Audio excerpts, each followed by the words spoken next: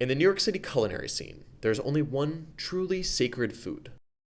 Brought to New York by Jewish immigrants in the early 20th century, the bagel stands right alongside pizza and hot dogs as the city's divine trio of grab-and-go icons. But more so than even those other two, New Yorkers are incredibly opinionated about their holy bread. Just ask them. What is the perfect idea of a bagel?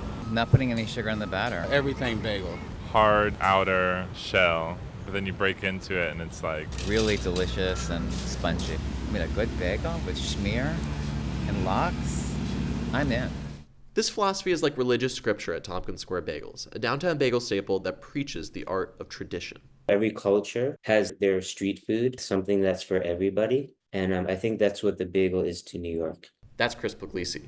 He opened Tomkins in 2011 in the East Village and has added 2 more locations in the years since. For Puglisi, leader of the city's bagel orthodoxy, old school bagel shops are not only a part of NYC culture, but the way in which the world's most diverse city can find common ground.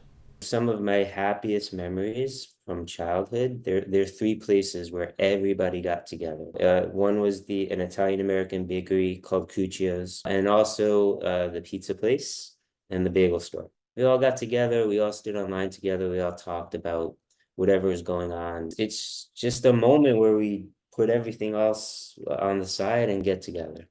In 2024, the bagel business is booming, thriving despite the nation's economic downturn since the pandemic. After the shutdown, the bagel stores were still standing. There's no Starbucks version of bagel chain that goes around the country at high quality. I think right now you're seeing like a mad dash to be that. Puglisi's talking about 2 stores here, one of which is Popup Bagels.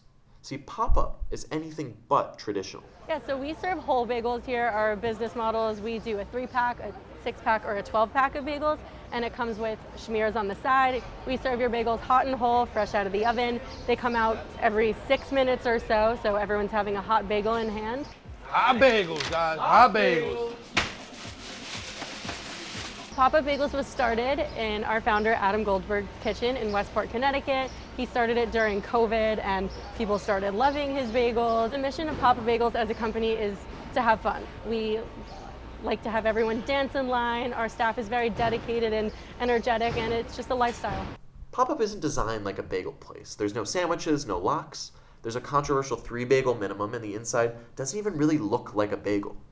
But in the summer of 2024, Popup is the most popular bagel in the city, something made very clear if you've been on TikTok.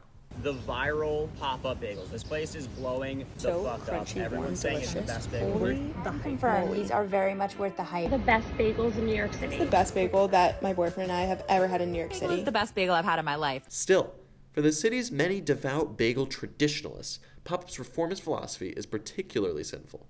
I waited 1 hour because I figured, okay, 1 hour, now we're judging the way I would judge every single other bagel shop, which is bagels have sat for an hour, they're still fresh. And when I got home, not only had the bagels become rock hard, they had no flavor. Puglisi also disagreed with Popup's ideology, raising concerns with how their business model treats labor.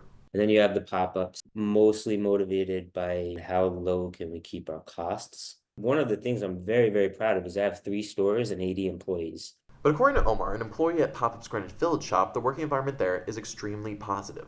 The high energy, the fun, the laughing, the singing, the dancing, giving out bagels, eating bagels, trying the new cream cheeses. Everything about the job has been fun so far. I loved every moment about it. Still, Popup and Tomkins are taking different approaches. Jacobowitz added to Puglisi's idea of Starbucksization. Their investor left a comment on my page telling me they are going to be the Dunkin' Donuts of bagels. To me, like that sums up exactly what you guys are. And I think Dunkin' Donuts is fine, but there's no one on earth that thinks they're the best donuts.